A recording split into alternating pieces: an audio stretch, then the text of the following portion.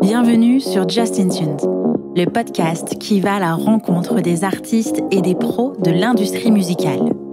Ici, on parle de musique, de carrière, de galère, de créativité, de talent et de passion. Je suis Justine, fondatrice du podcast et chef de projet pour les entreprises culturelles et projets créatifs. Chaque semaine, je me mets au défi de pouvoir vous partager un max d'infos et d'inspiration pour propulser vos projets. Je vous laisse et je vous souhaite une bonne écoute. Salut Claudia. Salut Justine. Comment tu vas ? Écoute, ça va, je suis actuellement en vacances chez ma maman, donc ça va. Tu m'étonnes. Merci beaucoup d'être avec moi aujourd'hui. En plus, si tu es en vacances, je suis d'autant plus joie et reconnaissante de t'avoir avec moi pour un épisode de Just in Tunes. Merci beaucoup. Merci à toi de m'inviter. Normal. Est-ce que tu peux te présenter, s'il te plaît ? Oui, moi c'est Claudia Courtial, j'ai 27 ans, j'habite à Lyon et je suis actuellement salariée de Grand Bureau, le réseau régional des musiques actuelles en Auvergne-Rhône-Alpes. Okay. Et à côté de ça, je suis présidente d'un collectif qui s'appelle CD & Co et je suis secrétaire d'un festival qui s'appelle Au Plateau. Okay. Mais bon, plus pour très longtemps, mais on en reparlera. Oui. C'était mes activités parallèles pendant quelques temps. Voilà. Ok. Alors, est-ce que tu peux me faire un petit retour sur ton parcours, de ce que tu as fait presque jusqu'à aujourd'hui ? Ok. Et du coup, moi, j'habite à Lyon, mais je viens pas de Lyon. Je viens du sud de la France, donc j'ai grandi à Cavaillon, à côté d'Avignon. Et on va dire que ça a commencé un petit peu là, mon rapport à la musique. Comme tout le monde, comme toute adolescente, j'écoutais beaucoup de musique sur mon lecteur CD. Mais c'est vraiment quand j'ai eu mon permis et que j'ai pu aller voir des concerts, emmener mes copines en concert à Avignon que j'ai découvert la musique live et que je me suis dit que c'était quand même une des plus des choses les plus cool qu'il y avait à faire dans la vie, avec manger de la bonne bouffe et je sais pas, tomber amoureux par exemple, voyager. Oui, c'est bien, c'est encore mieux. Je suis loseuse avec mon voyage, moi, l'amoureux. Mais oui, l'amour. Et du coup, voilà, ces premières expériences de concert, c'était incroyable. J'ai toujours trouvé ça ouf de se retrouver dans une salle tous ensemble, avec plein de gens que tu connais pas, et de danser, et de rire, et de regarder des gens faire de la musique. Ça a toujours été assez fou pour moi. Et donc, quand je suis partie de la maison et que je suis allée faire mes études à Sciences Po à Grenoble, je suis devenue présidente du bureau des arts de mon école. Et c'est là que j'ai organisé moi-même mes premiers concerts et mes premiers tremplins, soirées, électro, en tout genre. Et en fait, quand je me suis rendu compte que je séchais des cours et que je passais mes cours à répondre à mes mails et à organiser les plannings d'organisation de ces événements, je me suis dit qu'il fallait peut-être que je réfléchisse à en faire mon métier. Du coup, j'ai naturellement choisi le master direction de projet culturel qui était proposé par mon école. D'accord. Donc, je suis restée à Grenoble pour mon master. Et en fait, c'était un master assez professionnalisant. Donc, j'ai rencontré pas mal de professionnels de la culture. C'était généraliste comme formation. Et moi, j'ai fait des stages, du coup, pas dans la musique. Pour commencer, j'avais pas envie de me spécialiser dans la musique au départ, parce qu'il y avait plein de choses qui m'intéressaient. D'accord. Et très curieuse. Du coup, j'ai fait mes premières expériences à l'agence Auvergne-Rhône-Alpes du spectacle vivant. D'accord. Et dans une agence à Marseille qui s'appelle l'Office, où là, je faisais plus de l'accompagnement de projets de jeunes autour de l'éducation populaire, du numérique, de l'audiovisuel. C'était assez large. Et c'est là, en fait, que je me suis formée à tout ce qui est accompagnement, intelligence collective. J'ai appris plein de techniques d'animation à base de post-it, brainstorming, écoute, bienveillance. Et j'ai vraiment kiffé ces expériences. Mais j'ai toujours gardé ce lien avec la musique en parallèle, en fait, puisque j'ai créé, comme je disais tout à l'heure, un festival de musique qui s'appelle Au Plateau, et un collectif d'organisation de soirées, d'événements, plutôt autour des musiques électroniques qui s'appelle Sidienco. Et donc, ces 2 activités bénévoles vraiment spécialisées musique, je les ai toujours un petit peu gardées comme manière d'exprimer ma créativité, de développer des projets qui m'étaient plus personnels, même si c'était des collectifs. On avait tous un peu notre rôle à jouer dans le projet. Bien sûr. Donc j'ai continué à faire ça à côté de mes premières expériences pro. Et mon CDD, j'avais un CDD qui s'est arrêté, et du coup j'avais une période de chômage qui s'ouvrait. Un CDD avec qui ? C'était à l'Office, l'association dont je parlais, qui était à Marseille, avec laquelle je faisais de l'accompagnement surtout de jeunes porteurs de projets.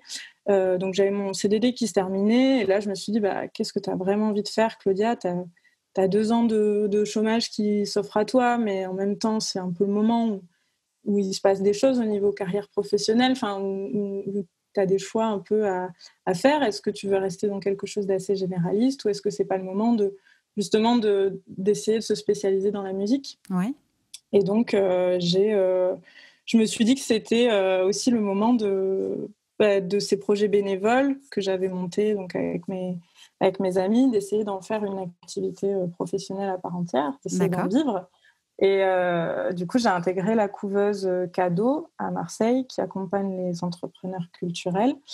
Et j'ai passé 8-9 mois en coworking avec d'autres porteurs de projets. C'était hyper intéressant. Et j'ai essayé de structurer surtout Sidienco, donc le collectif d'orgas d'événements. Mais j'ai pataugé un petit peu dans la semoule, parce que c'était un collectif et que j'avais envie que ça reste un collectif. Et comme j'étais la seule à m'y consacrer à temps plein et que les autres avaient un travail à côté, ça n'allait pas au rythme auquel j'avais envie que ça aille. Et puis surtout, j'étais encore assez jeune. Et t'avais quel âge ? Je sentais que j'avais... c'était il y a 2-3 ans, donc je pense que je devais avoir 23 ou 24 ans. Je sortais à peine de mes études, quoi. Donc je sentais, j'étais pleine d'envie et pleine de motivation, mais je sentais que j'avais encore des choses à apprendre, quoi. Même si je trouvais ça trop bien de monter sa propre structure et d'entreprendre, et que je pense que ça fait aussi partie de moi. Je me suis dit que j'avais encore pas mal de choses à apprendre dans d'autres structures. Donc j'ai cherché du travail, et j'ai cherché du travail dans la musique, parce que je me suis dit aussi que cette expérience que j'avais bénévole depuis que j'avais commencé pendant mes études, et puis avec ces projets de concerts et de festivals et tout, je me suis dit que j'avais quand même une légitimité, que j'avais quand même appris des choses, et qu'il fallait que... Mais j'avais envie d'approfondir et surtout de le faire pour une plus grosse structure, quoi. Et donc, j'ai trouvé du boulot chez Bipol, qui est une structure, une boîte de booking et de tournée, et qui gère aussi un festival à Marseille. Et donc, j'étais responsable administrative. Donc là, je me suis dit, trop bien, tout ce que tu fais...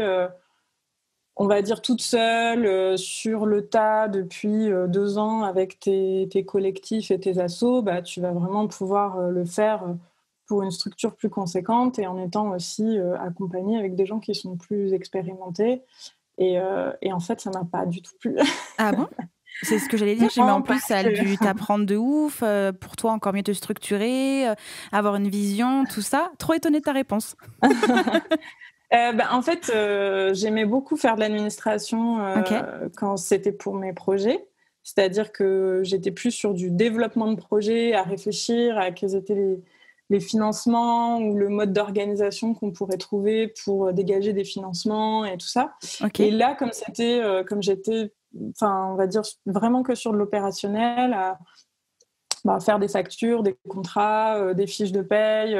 En fait, ça m'a beaucoup appris sur la manière dont est structurée une entreprise, la manière dont fonctionne aussi l'économie, l'industrie de la musique, comment se construisent des tournées, comment les tourneurs au final se rémunèrent et dans quoi c'est réinvesti et tout ça. Donc j'ai énormément appris, mais le travail en tant que tel que je faisais au quotidien, c'est-à-dire de l'opérationnel et de l'exécutif, ça me correspondait pas. Moi, j'avais besoin de retrouver du lien avec les gens, d'être plus sur de l'accompagnement de projet, sur du développement de projet, d'être plus sur quelque chose avec plus de stimulation intellectuelle et de plus d'humain, de challenge et plus d'humain aussi, tu vois. Enfin, vraiment passer mes journées à relancer des gens parce qu'ils n'avaient pas payé ou à calculer. Enfin, après, c'était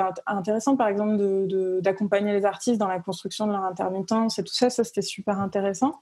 Et du coup, c'était plus ça, en fait, qui me plaisait dans le métier. C'était plus d'accompagner les artistes qu'on avait dans notre catalogue à se professionnaliser pour ceux qui étaient émergents, on va dire, ou accompagner mes collègues de travail à mieux travailler en leur proposant des outils de gestion ou des choses comme ça. Mais on va dire que le gros du boulot qui était au final de garder un rythme très soutenu sur l'édition des factures, des contrats, la gestion des budgets, tout ça, c'était pas ce qui me correspondait, même si je suis super contente de l'avoir fait parce qu'aujourd'hui, je connais le métier, je connais le métier de terrain, pas de booker, mais j'ai travaillé directement avec des bookers, j'ai travaillé directement avec des chargés de communication, j'ai travaillé pour un festival et pour une agence de booking, un tourneur, et du coup je sais ce que c'est que ce métier-là et je sais les difficultés que c'est, et je sais aussi que l'administration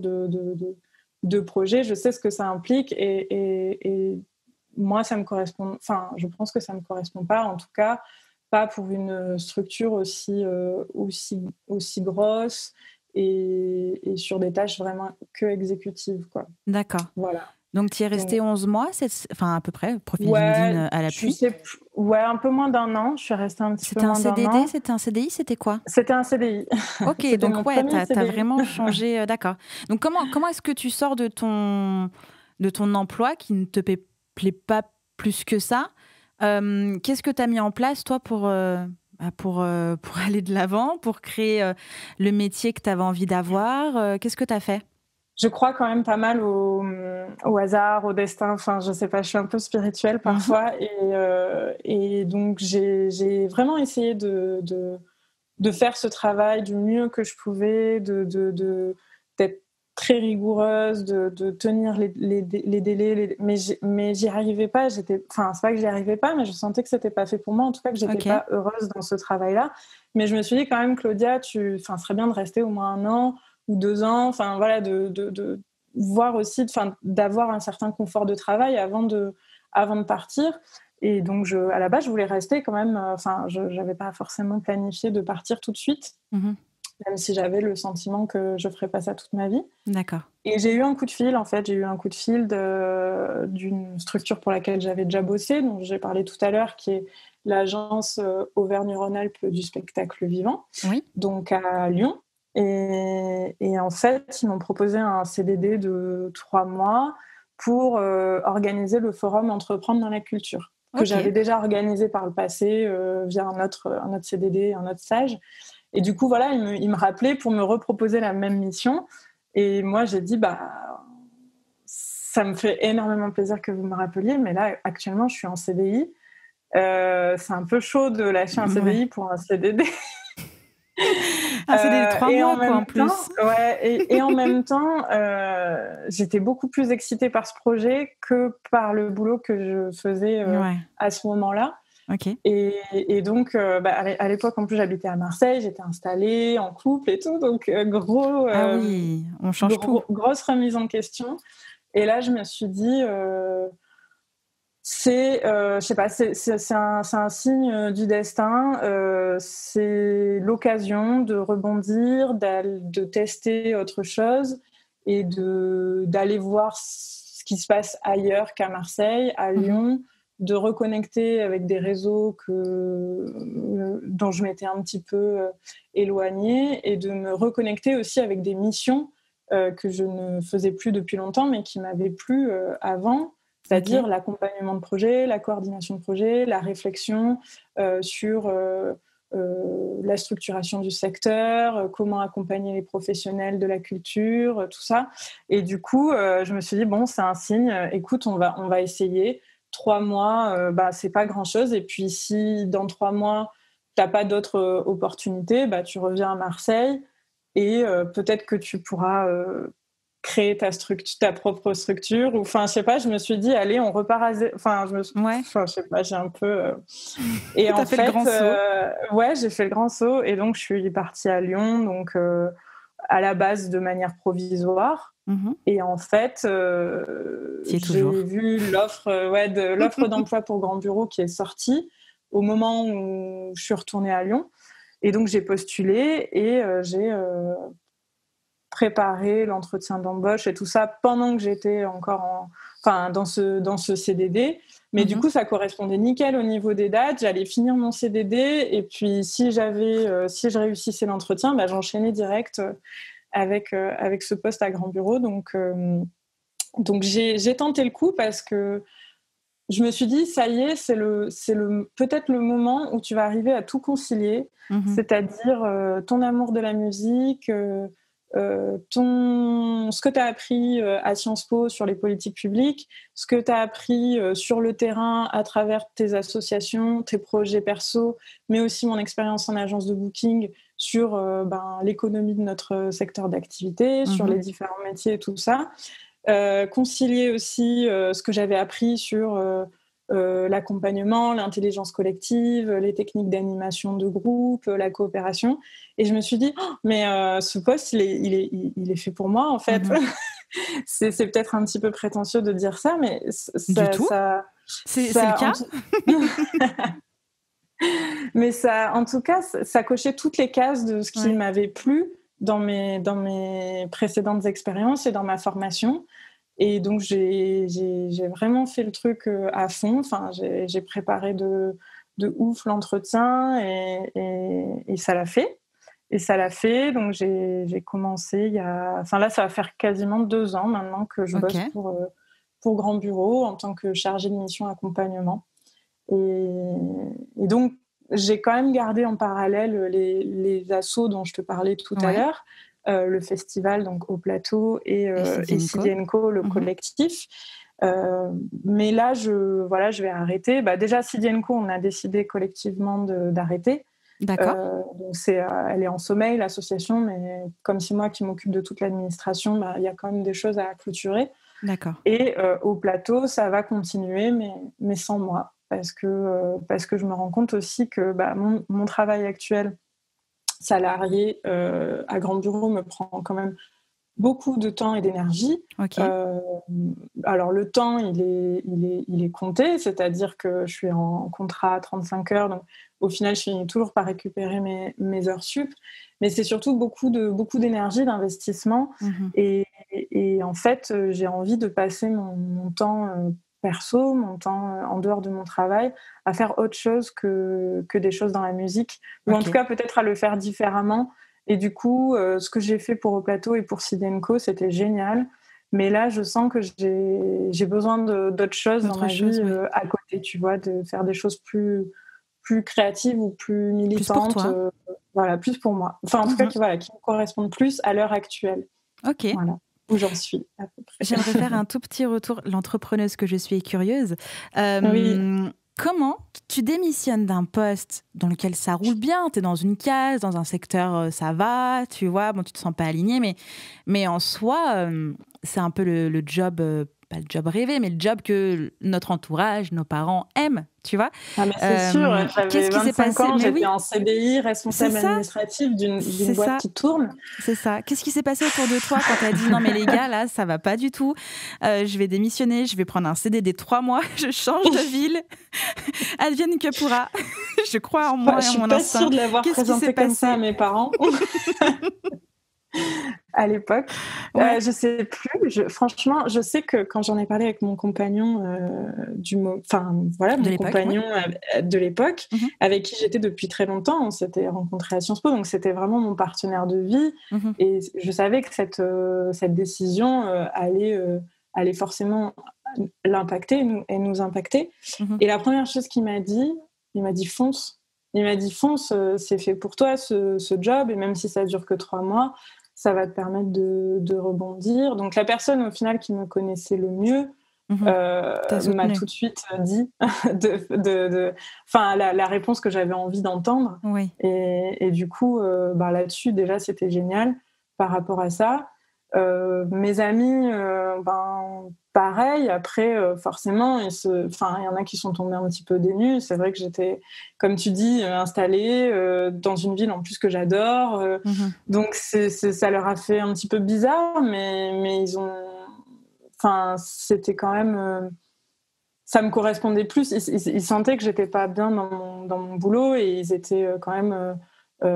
contents que je rebondisse, en fait, Oui. que je trouve quelque chose en plus qui avait du sens pour moi et qui me correspondait et tout ça. Et mes parents, en tout cas mon entourage familial, je pense que ça les a un petit peu stressés sur le moment, mais comme ils m'ont aussi vu dans des périodes de chômage où je me suis bougé le cul pour me former, pour monter des projets, et que je m'en suis toujours sortie au final, que j'ai toujours réussi à rebondir, ou à même... ils n'ont pas toujours tout compris.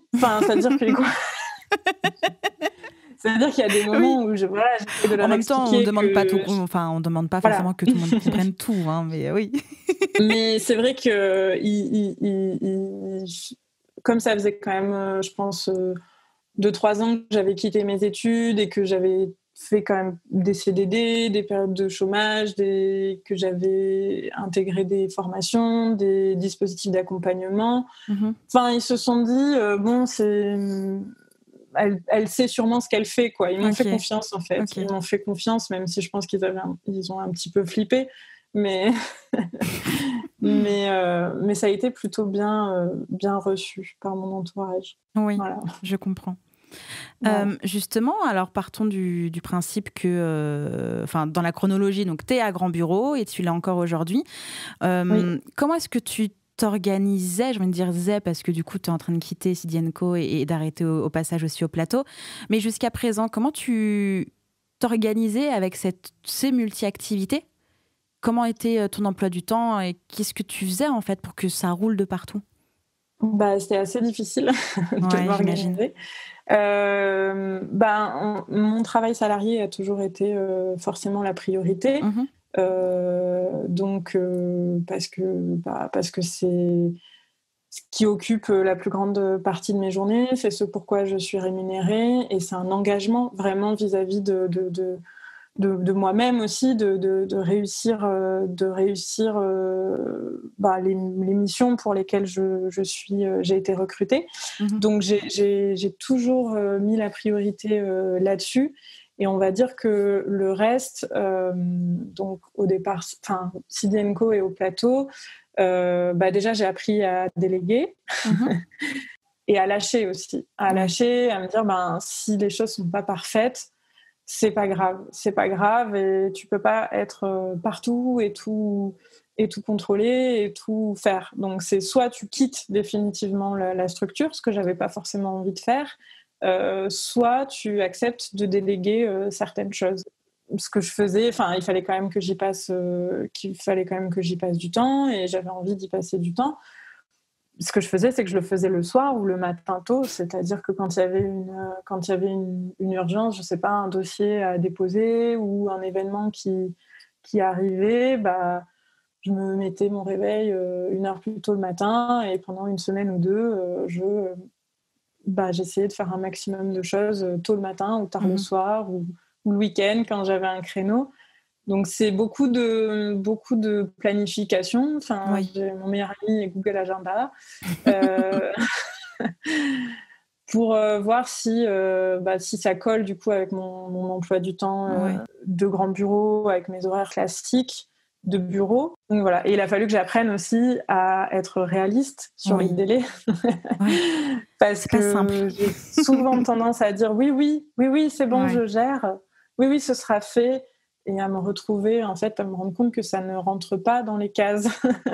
Que sinon, il faut que j'arrête de dormir la nuit. Et du coup, c'est pas forcément très sain. Au bout d'un moment, c'est un peu fatigant. Et le signal d'alarme, c'est quand tu ne prends plus de plaisir à le faire.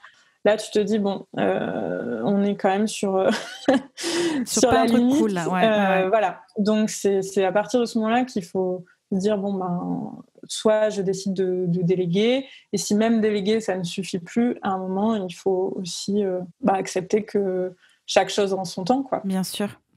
Justement, quand tu cumulais les activités et qu'il fallait que sur ton temps perso, tu t'occupes de tes projets de cœur, mais quand même projets pro,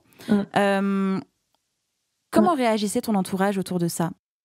Il y a deux choses. La première, c'est que du coup, j'ai été en couple avec quelqu'un qui était comme moi pendant longtemps et avec qui je partageais ces activités-là. Enfin, il faisait partie du collectif de Sidenco et il faisait partie aussi de Haut Plateau. Donc, du coup, on va dire que toute notre vie était organisée autour de ça.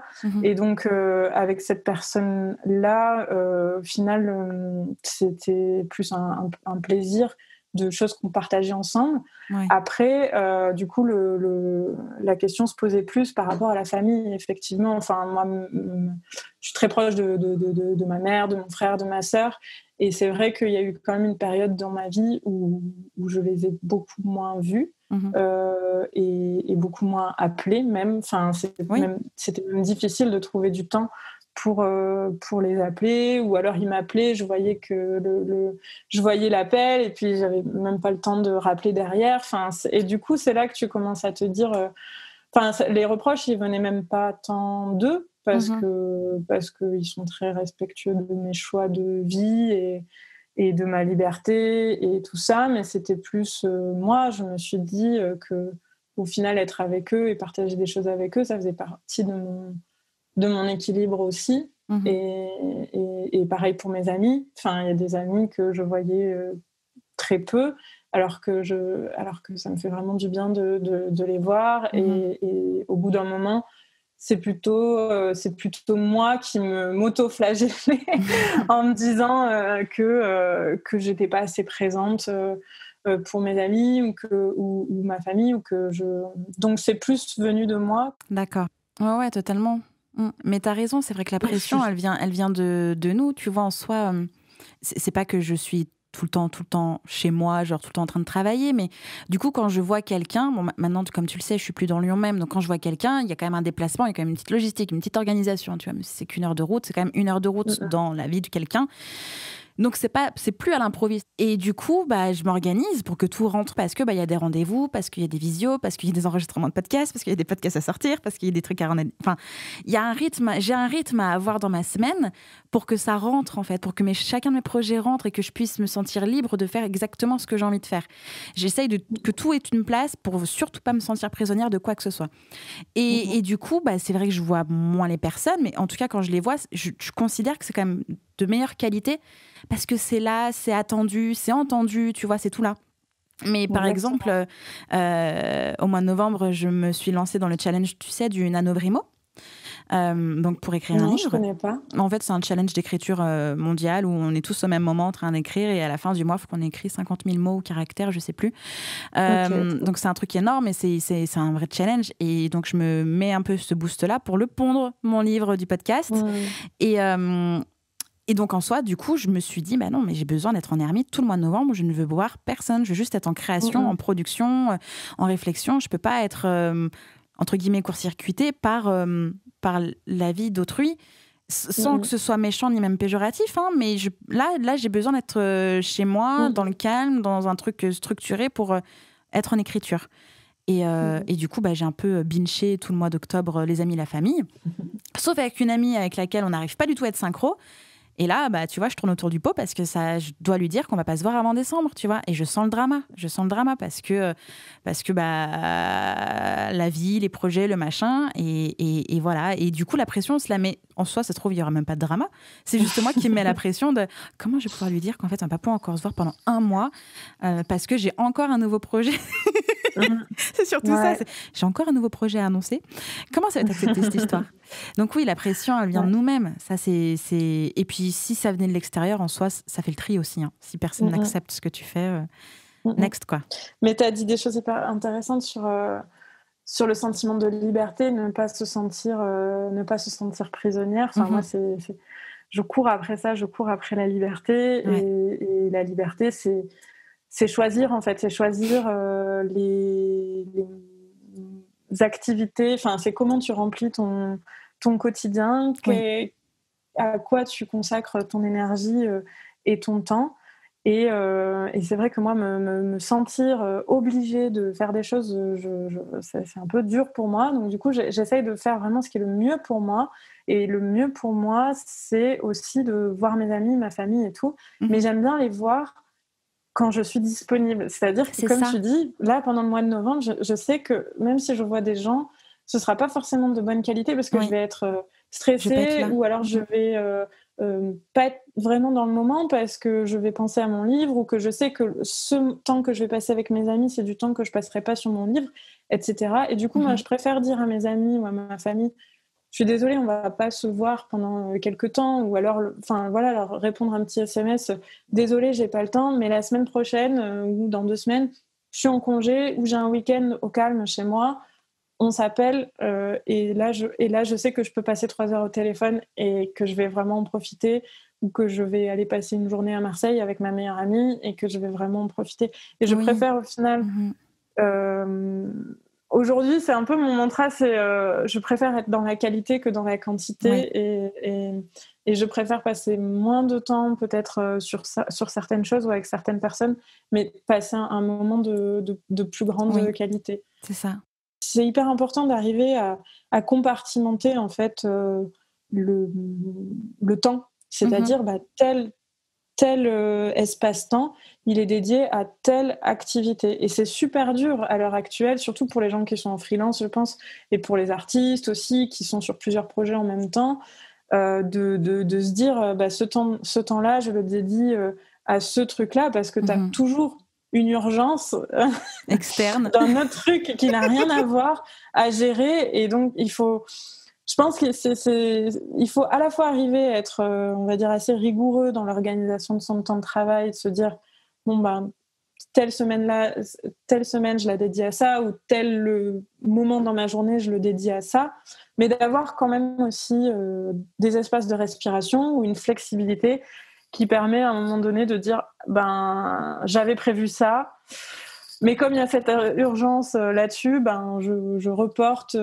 cette tâche à une prochaine fois, parce que là, il y a cette urgence-là sur ce projet, c'était pas prévu.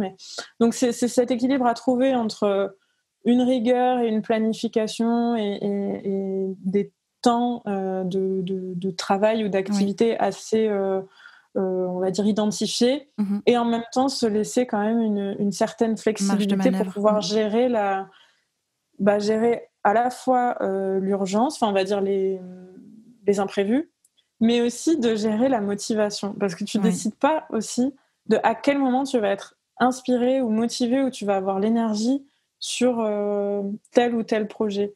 Moi, il y a des moments où j'avais prévu de faire de la rédaction, par exemple, et en fait...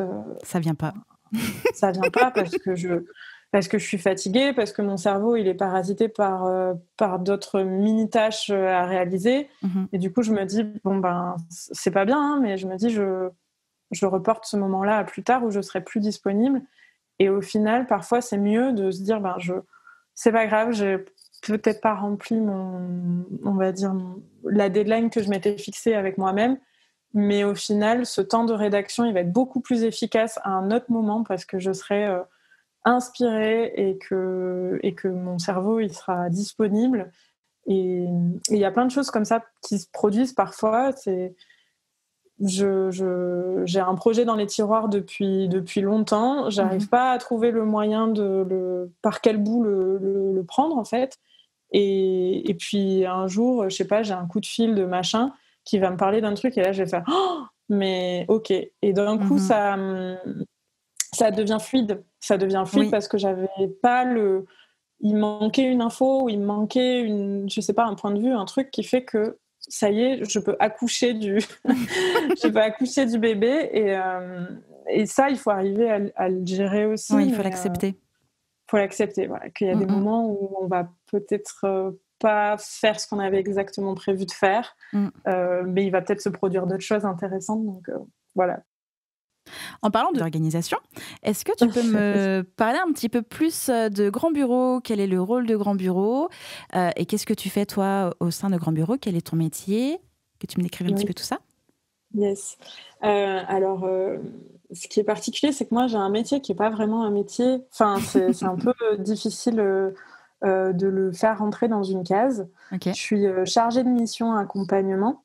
Donc déjà, chargée de mission, c'est un peu un terme, on va dire, très large pour dire que je suis responsable d'un axe de travail, quoi, d'un grand champ d'activité au sein de Grand Bureau. Et du coup, à l'intérieur de ça, on peut mettre plein de choses.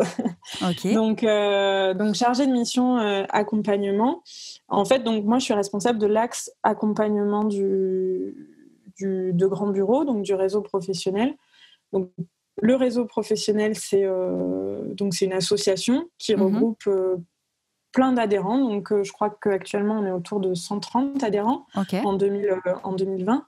Et donc, les adhérents, c'est tout type de professionnels et de structures des musiques actuelles. Donc, on va avoir des gens qui travaillent dans des salles de concert, des gens qui travaillent dans des festivals, des collectifs d'artistes, des gens qui travaillent dans des boîtes de booking, des producteurs de spectacles, des gens qui travaillent dans des labels, des gens qui sont éditeurs. Enfin, on a vraiment une palette de professionnels avec plein d'activités, de métiers différents qui sont adhérents de Grand Bureau.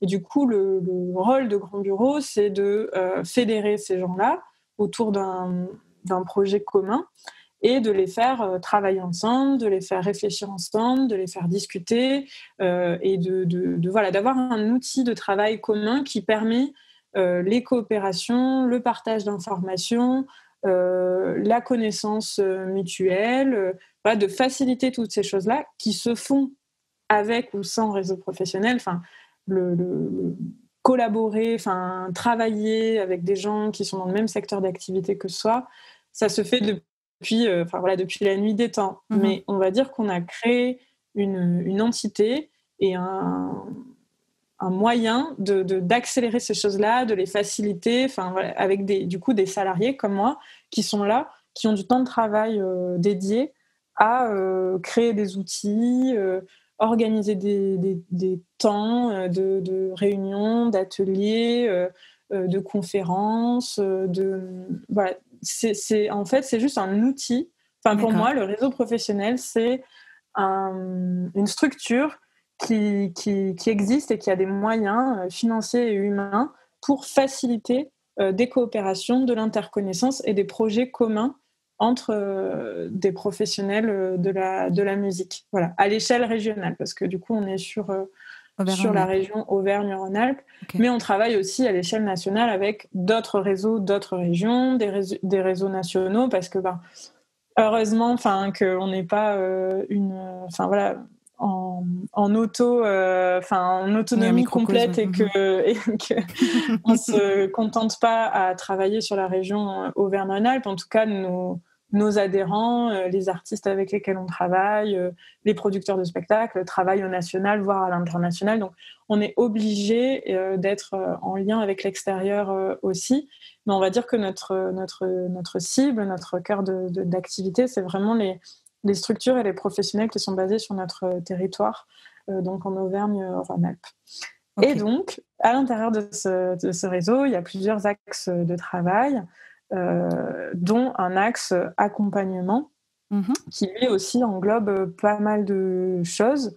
Mais on va dire qu'historiquement, on est très orienté sur l'accompagnement des artistes et sur la professionnalisation des artistes, puisque un des réseaux fondateurs de Grand Bureau, c'est le réseau qui s'occupait des Inouïs du Printemps de Bourges. Ouais. Donc, du coup, on est sur quand même une expérience, un historique autour de l'accompagnement des groupes émergents, des groupes, des découvertes, de projets artistiques assez jeunes, qui ont besoin de passer un cap dans leur développement. Donc moi, je m'occupe de ça en partie, de l'accompagnement des groupes qui sont présélectionnés en région pour les Inouïs du Printemps de Bourges. D'accord. Mais il y a aussi plein d'autres projets sur lesquels je suis partenaire ou coordinatrice qui touchent à l'accompagnement et à la professionnalisation des artistes. D'accord. Voilà. Pour faire synthétique. Ok. À peu près. En quoi consiste un accompagnement au sein de Grand Bureau ? Alors, par exemple, moi, je suis un artiste, j'ai un projet, je suis en train de me développer, j'essaye de me structurer, mais je suis encore tout seul. Qu'est-ce que je fais ? Je me rapproche tout de suite de Grand Bureau. Qu'est-ce qu'il faut et qu'est-ce que je vais recevoir ? Alors, c'est un peu sur ça que je travaille en ce moment, parce que, comme je te le disais, historiquement, on s'occupe surtout des artistes qui sont présélectionnés en région pour les Inouïs. Ouais. Donc du coup, c'est un processus de sélection qui est quand même assez fermé. C'est-à-dire qu'il y a 8 groupes qui sont sélectionnés en région et qui vont pouvoir bénéficier d'un accompagnement personnalisé par Grand Bureau. Donc là, par exemple, en novembre, il y a l'appel à candidature qui est en cours. Oui. Donc en novembre, il y a les jurys. Et en décembre, on commence l'accompagnement avec les groupes. Donc là, on fait des entretiens individuels, du diagnostic. On organise aussi des journées où les groupes se rencontrent entre eux et où ils échangent entre eux sur là où ils en sont, où on les met en lien avec des professionnels de différents métiers aussi, pour leur donner un regard un petit peu extérieur. Voilà. Moi, mon travail là-dedans, c'est de voir quels sont les besoins de ces 8 groupes-là, et derrière de leur proposer un accompagnement un petit peu personnalisé, en les mettant en lien soit avec d'autres artistes, soit avec d'autres professionnels, en organisant des résidences aussi artistiques, avec des intervenants, je ne sais pas, sur la scène, sur les lumières, sur la mise en scène, ça peut être sur le coaching vocal, ça peut être plein de choses différentes en fonction des besoins du groupe. Donc ça, c'est vraiment pour ces 8 groupes-là qui bénéficient d'un truc quand même assez poussé. Mais je me dis, il n'y a pas que ces 8 groupes-là sur le territoire. Il y a plein d'autres, il y a plein d'autres groupes qui ont besoin d'accompagnement. Donc après, il n'y a pas, l'avantage, c'est qu'en région Auvergne-Rhône-Alpes, on a beaucoup d'acteurs qui font de l'accompagnement, donc notamment des salles de spectacle type SMAC, mais pas que, qui ont des dispositifs avec de la résidence accompagnée, des workshops, des masterclass. Il y a quand même une offre, je trouve, qui est assez intéressante sur notre territoire, pour avoir connu du coup le territoire de Marseille et autour. Je trouve qu'en Rhône-Alpes, on a quand même des équipements et des professionnels qui sont assez avancés sur ces questions-là. Donc du coup, pour moi, le rôle de Grand Bureau, ça va être aussi de mettre en valeur ces structures qui proposent déjà de l'accompagnement, de communiquer cette information-là aux artistes.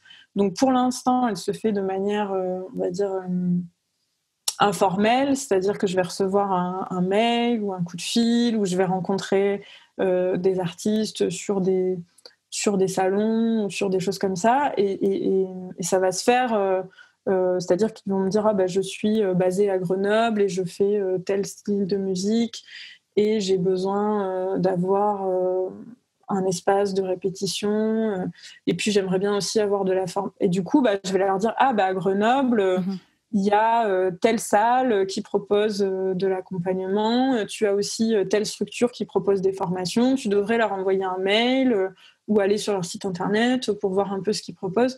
Donc, pour l'instant, je le fais de manière un peu informelle, mais le problème, c'est que je suis limitée en temps et que comme je gère pas mal de projets, je ne peux pas toujours répondre à toutes les demandes individuelles, ou en tout cas, j'y réponds, mais pas de manière très rapide ou efficace. Donc, la question que je me pose, c'est comment est-ce qu'on peut mettre en place des choses, donc je sais pas, un site internet, une plateforme, des fiches, répertoires, où les artistes pourraient aussi par eux-mêmes trouver cette information-là. En tout cas, que ça pourrait être un préalable où ils ont accès à voilà, tous les studios de répétition sur le territoire, toutes les formations, tous les appels à candidature.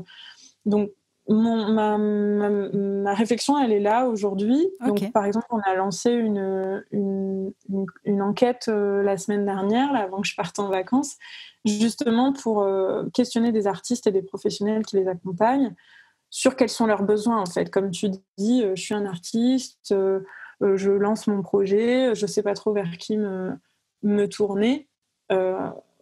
De quelle info concrètement j'ai besoin, qu'est-ce qui m'aiderait pour pouvoir passer ce cap-là. Donc là, on a lancé un premier questionnaire qui est assez succinct, où on récolte déjà des premières tendances. Et l'idée, c'est après d'approfondir ce travail-là en faisant des entretiens plus individualisés avec des artistes pour, derrière, en 2021, pouvoir proposer des choses qui sont un peu plus... un peu plus lisible, un peu plus structuré et plus accessible, surtout pour que quand un artiste m'envoie un mail ou quoi, il n'ait pas à attendre un mois et demi avant d'avoir l'info, en fait. Ouais. Moi, je veux que les infos, on va dire, de base, elles puissent être accessibles à tout le monde et que s'il y a des fiches pratiques ou des fiches conseils ou des trucs comme ça qui existent déjà, de nous pouvoir les relayer et qu'on soit un peu une espèce de garde-tri, tu vois, ou un office du tourisme, tu vois, si on pouvait faire un parallèle avec... simplifier la recherche et avoir les informations plus facilement, quoi. Exactement. Donc, l'accompagnement, il se fait, comme je te disais, de manière un peu plus personnalisé, un peu plus poussé avec les artistes qui sont présélectionnés en région sur les Inouïs. Il se fait de manière, on va dire, informelle pour les artistes qui me contactent directement par mail ou qui appellent au bureau. On essaye de leur répondre et de les orienter vers d'autres structures qui proposent de la formation ou de la répétition ou sur des appels à candidature ou des choses comme ça. Et il se fait aussi dans l'accompagnement des pros.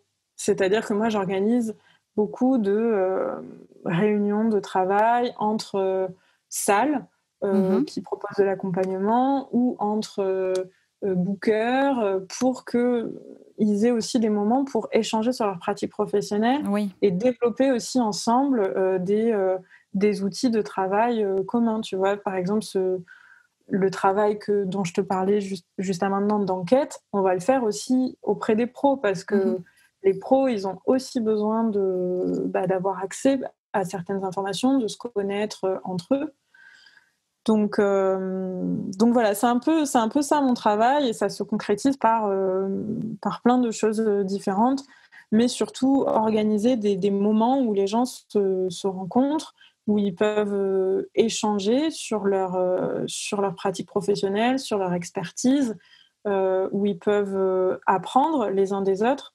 L'idée, c'est d'être vraiment sur des échanges aussi entre artistes, entre professionnels, en se disant que nous, on n'est pas là pour amener quelque chose de descendant, parce qu'on est généraliste, en fait. Enfin, les salariés de grands bureaux, on est généraliste, et du coup, notre travail, c'est plus de mettre les gens en lien pour qu'ils puissent s'échanger des informations entre eux et aussi apprendre les uns des autres. Et on est vraiment sur quelque chose de très horizontal et de très participatif, en fait. C'est les réunions de travail qu'on va organiser, les dispositifs qu'on va monter, que ce soit pour les artistes ou pour les professionnels, ça va être vraiment à partir des besoins qu'ils vont exprimer. Et si on ne fait pas ce travail-là, ça va forcément être en décalage avec leur réalité de travail. Leur réalité de travail. Qu'est-ce qu'il faut faire pour pouvoir adhérer à Grand Bureau ? Alors, pour adhérer à Grand Bureau, déjà, c'est prendre contact avec nous d'une manière ou d'une autre, donc par téléphone ou par mail, pour signifier votre intérêt. Après, en général, moi, pour les nouveaux adhérents qu'on ne connaît pas encore, on les appelle et on prend vraiment le temps de discuter avec eux pour savoir quelle est leur activité, quels sont leurs besoins et aussi qu'est-ce qu'ils attendent du réseau. Parce que moi, ce à quoi je fais attention, en général, surtout avec les artistes, je précise bien qu'on n'est pas, que c'est pas un service, que c'est pas un centre de formation, c'est vraiment un réseau. C'est-à-dire que tu viens dans un réseau parce que tu as des choses à apprendre, mais tu as aussi des choses à donner. Tu vois, c'est vraiment un truc de donnant-donnant et de participation. Et il faut être vraiment dans une logique collective de partager des choses et d'échanger, de discuter et de se dire, en fait, on est un peu tous dans le même bateau. Donc forcément, je défends ma paroisse, je défends mon projet artistique ou je défends ma structure. Enfin, c'est pour elle que je travaille et c'est ça qui me permet de vivre.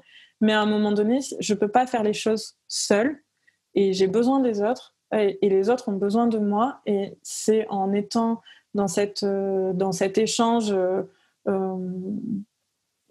bienveillant et se dire qu'on a des intérêts communs et qu'on a intérêt à travailler ensemble et à réfléchir ensemble à la manière dont on travaille, mais aussi à l'avenir de notre secteur d'activité, qu'est-ce qu'on veut que ce soit et quels sont les intérêts qu'on a à défendre. C'est ce à quoi je fais attention en général quand j'ai les gens au téléphone, quand ils veulent adhérer. C'est pas, on n'est pas là pour faire du conseil juridique personnalisé, tu vois, par exemple. Il y a des structures qui font ça. Nous, on est là pour favoriser les échanges, les coopérations et le travail en commun. Donc, mais en général, les gens sont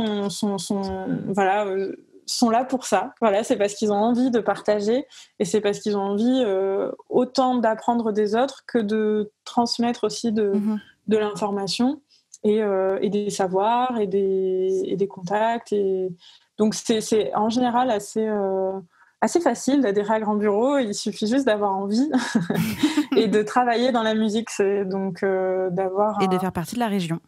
Voilà, et de faire partie de la région. Ça va, après, c'est 3 critères pas trop compliqués. Voilà. Après, on n'est que 5 dans la structure, donc en général, j'essaye d'être assez réaliste aussi sur ce qu'on propose. C'est-à-dire qu'à l'heure actuelle, voilà, on a tel et tel, je sais pas, par exemple, on a un atelier de travail pour les bookers, un atelier de travail pour les gens qui travaillent, qui sont dans la communication. Enfin voilà, on a plusieurs thématiques comme ça sur lesquelles on travaille depuis longtemps. Mais il y a encore plein de champs qui sont inexplorés, tu vois, sur les médias, par exemple, Et donc, j'essaye en général d'être assez réaliste, de dire, ça n'existe pas, ou pour l'instant, il n'y a peut-être pas de groupe de travail qui peuvent te correspondre, mais libre à toi aussi de proposer des choses et de t'impliquer. Enfin, c'est aussi les gens qui sont dans le réseau qui le font vivre. C'est pas simplement les salariés. Donc, du coup, j'essaye à la fois d'être réaliste, mais aussi de dire à la personne, c'est pas parce que ça n'existe pas dans le réseau que ça n'existera jamais. C'est juste voilà, un travail de longue haleine pour faire émerger des dynamiques de travail, mobiliser des gens autour et se structurer, s'organiser pour que ça aboutisse. Et du coup, les artistes, par exemple, historiquement, ne faisaient pas partie du réseau parce que il n'y avait que des structures juridiques qui pouvaient y adhérer. Mais depuis l'année dernière, les personnes physiques, donc les individus, peuvent adhérer à la structure à Grand Bureau en tant qu'individu. Donc du coup, ça ouvre la porte aux artistes et c'est génial parce que pour moi, un réseau professionnel musique actuelle ne peut pas exister sans les artistes. C'est un peu un non-sens, mais il faut quand même qu'on qu'on prenne le temps de construire ça avec les artistes pour qu'il y ait des choses qui leur soient utiles et qui soient utiles à la filière dans son ensemble. C'est une démarche dans les deux sens. Tout ça, c'est un peu en construction, mais du coup, il faut qu'il y ait des artistes motivés pour structurer ces actions-là autour des artistes qui intègrent le réseau et qui proposent des choses et qui participent à des ateliers, tout ça. Donc, voilà, tout ça et c'est toujours en chantier en fait. C'est ça qui est passionnant dans le travail de réseau. C'est que ce qu'on fait aujourd'hui, ce sera pas ce qu'on fera dans 1 an et ce sera pas ce qu'on fera dans 2 ans parce que la situation elle est en constante évolution et on le voit aujourd'hui avec la crise. On est obligé d'adapter nos activités, nos modes de travail, nos priorités. De travail avec les adhérents et du coup c'est ça qui est passionnant aussi, c'est déstabilisant parce qu'on a l'impression qu'il faut toujours s'adapter et créer de nouvelles choses et imaginer de nouvelles choses, mais c'est ça aussi qui est hyper stimulant quoi. C'est que on apprend énormément avec les acteurs et avec comment ils évoluent au sein de leur structure. Nous on leur en tant que salariés, on peut leur ouvrir des possibilités. Eux, ils peuvent aussi nous amener à travailler sur certaines thématiques. Donc voilà. Et on est plus là pour faciliter des choses que pour vraiment les faire nous-mêmes. Donc du coup, ça peut paraître un petit peu flou pour des gens qui sont vraiment dans l'opérationnel, qui sont vraiment... je dis pas que le réseau c'est pas opérationnel, mais parfois ça peut prendre un petit peu du temps, où on est constamment dans l'expérimentation. C'est-à-dire qu'on est tout le temps en train d'imaginer des modes de travail et d'action qu'on n'a pas forcément l'habitude de faire, et ça peut être un peu déstabilisant, et du coup, parfois on se trompe, ou parfois on se rend compte que cette thématique-là de travail, je sais pas, par exemple, la santé mentale, on a organisé un forum l'année dernière qui s'appelle Grand Boucan, donc qui est le forum régional des musiques actuelles, sur la thématique de la santé mentale. Et on s'est dit, on va le tenter. C'est vrai que c'est nouveau pour le réseau, et il y a peut-être des acteurs qui vont être déstabilisés par cette thématique, ou il y en a qui vont se dire c'est pas la priorité. Il y a d'autres. On s'est dit on va le tenter, et au final ça a intéressé énormément de gens.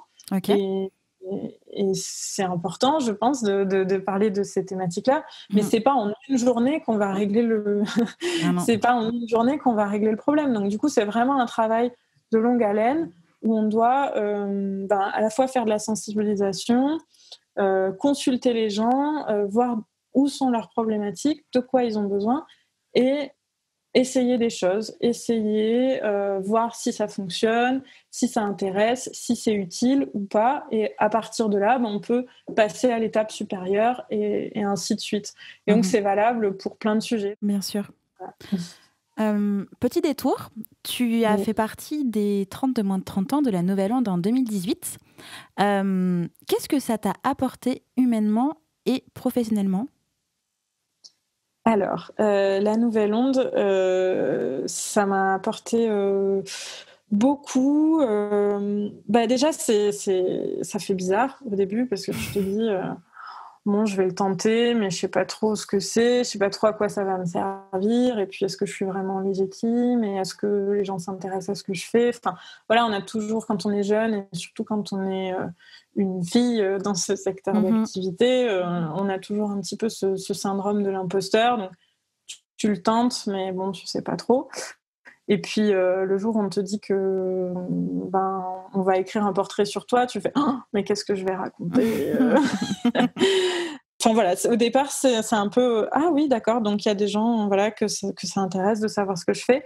Donc déjà c'est cool, ça te donne ça te fait un petit peu chaud au cœur, tu vois, ça te donne de la légitimité. Moi le portrait justement il est arrivé au moment où je postulais à Grand Bureau.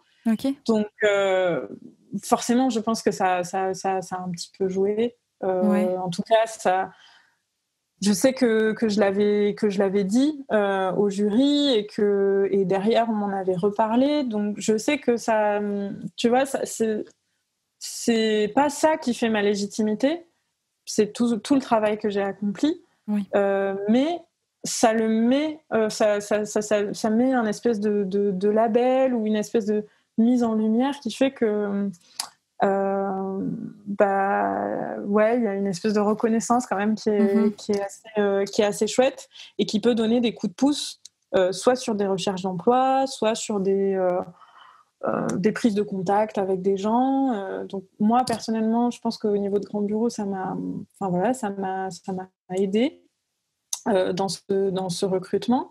Et après, c'est surtout le réseau. C'est surtout les gens en fait que tu rencontres grâce à ça. Okay. Donc sur tous les salons professionnels, on se crée une boucle WhatsApp où on se prévoit des moments où on se retrouve. Et du coup, quand tu es un jeune professionnel et que tu te retrouves en salon, tu connais personne, c'est un peu tu connais un peu des gens, mais tu peux vite te retrouver un petit peu perdu. Et en fait, de s'entraider dans ces moments-là, c'est hyper important parce que parce que c'est moins violent déjà comme entrée en matière. Quand tu arrives sur ton premier salon pro, tu connais déjà quelqu'un avec qui tu vas pouvoir manger le midi, et puis en fait cette personne-là elle va te dire qu'elle travaille pour telle structure et qu'elle est en lien avec machin, et en fait toi ça t'intéresse trop, et du coup cette personne-là elle va pouvoir faire le lien. Et voilà, et c'est juste, ça te met un pied à l'étrier, ça te donne des repères aussi. À un moment t'es perdu, tu vois une tête que tu connais, tu vas la voir et en fait elle est en train de discuter avec quelqu'un. Enfin voilà. Donc sur les salons pro, c'est très très très très cool. Puis c'est toujours bonne ambiance, bon enfant et tout. Et puis après, ça arrive aussi qu'on se demande des petits tips. Alors moi, ça me concerne un petit peu moins parce que mon travail est assez particulier. Enfin, j'ai assez peu de gens qui font la même chose que moi dans les lauréats. Mais je sais que pour les gens qui travaillent plus dans l'industrie, donc les producteurs de concerts, les labels, en fait, quand ils ont besoin d'un contact de monteur vidéo ou un besoin d'attaché de presse ou spécialisé dans telle ou telle esthétique, en fait, c'est hyper rapide d'avoir un bon contact ou un bon conseil. Et du coup, c'est assez cool pour ça. Enfin, je sais qu'il y a pas mal de gens qui bossent plus dans l'industrie qui ont eu des super contacts, où il y a des collaborations qui sont nées entre personnes qui font partie de la Nouvelle Onde. Donc c'est surtout le volet humain et le côté réseau. Et après, moi, au niveau de Grand Bureau, du coup, je me suis dit qu'il y avait quelque chose à faire, parce que un des enjeux pour moi du secteur des musiques actuelles, c'est la transmission et c'est l'intergénérationnel, et c'est à un moment donné faire de la place aux jeunes, mais sans être dans le conflit entre générations, et d'être vraiment dans un truc donnant où les jeunes professionnels ont énormément à apprendre des personnes qui sont plus expérimentées, et inversement. Et donc je me suis dit qu'on pouvait s'appuyer sur la démarche LNO pour développer des choses en région sur ce volet-là. Et donc, j'ai créé un mini-dispositif qui s'adresse aux personnes lauréates ou de moins de 30 ans qui sont basées en région.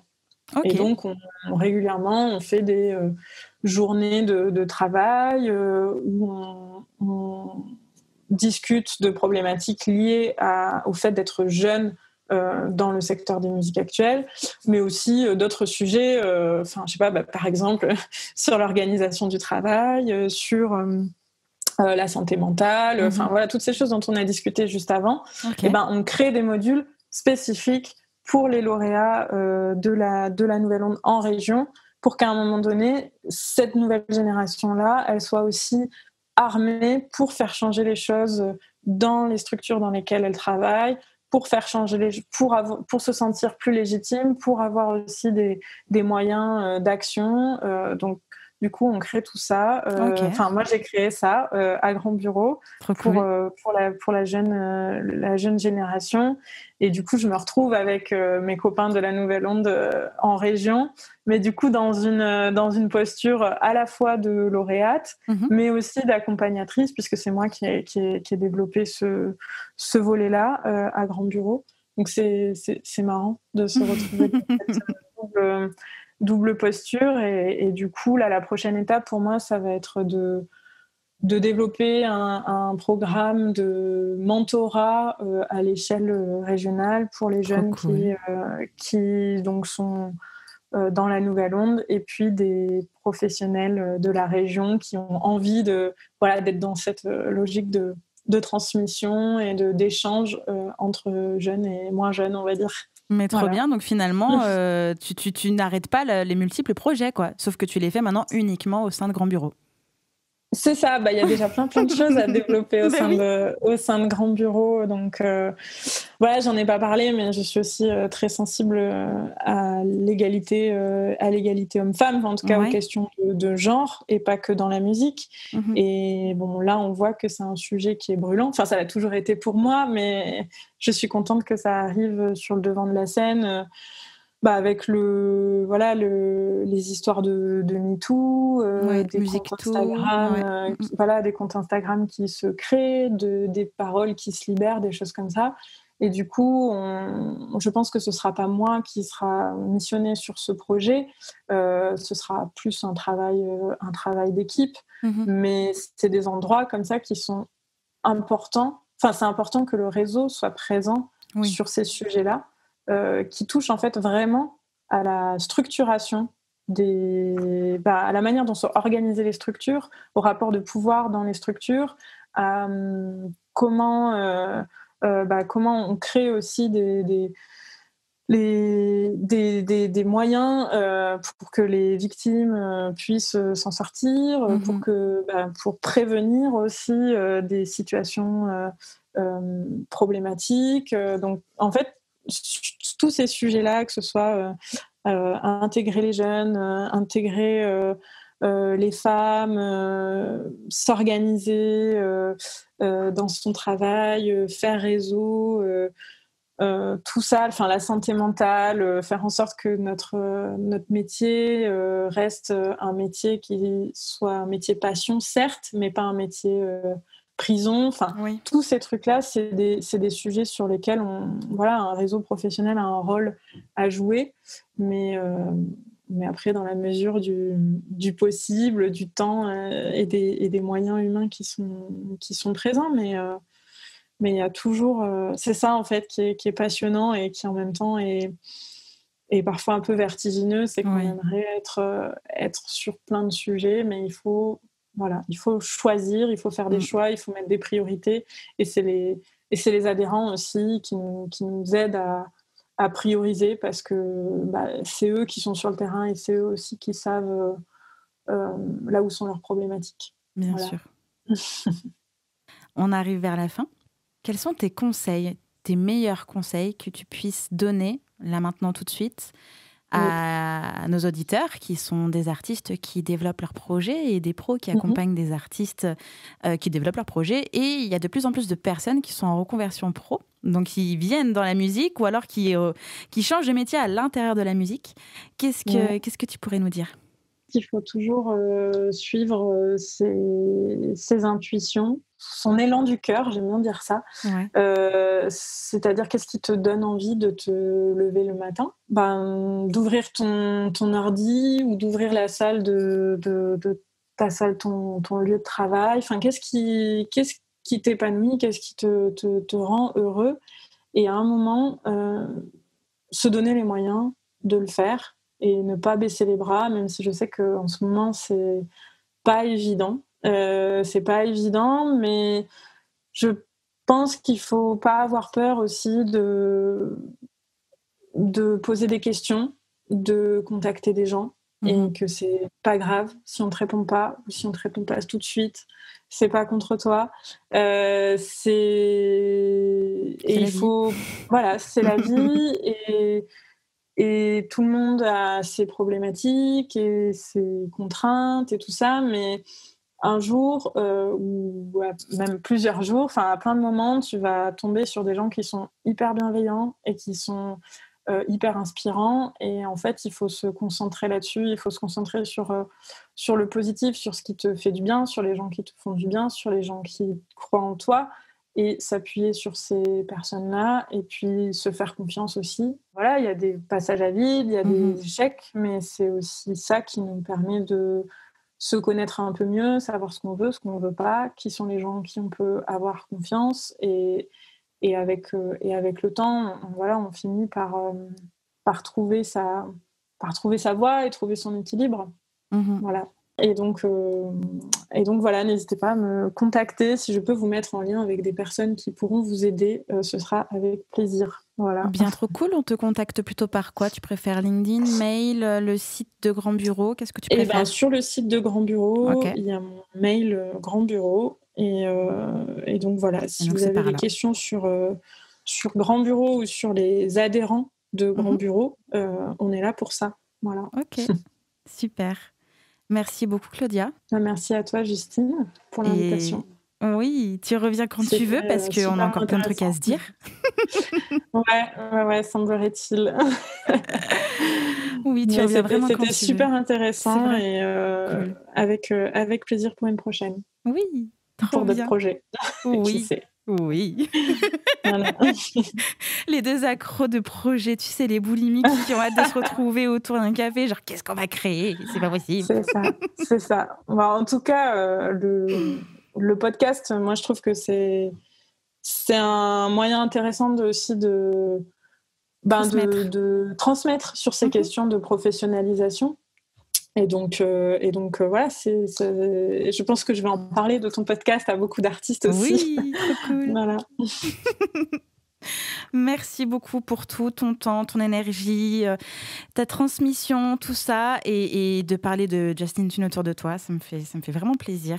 Avec grand plaisir. Ça fait du bien. et puis à bientôt ici ou dans la vraie vie, de toute manière. Carrément. On n'est qu'à 1 heure de route l'une de l'autre, donc voilà. Et puis à très bientôt. Oui, à très bientôt. Salut Claudia. J'espère que cet épisode vous a plu.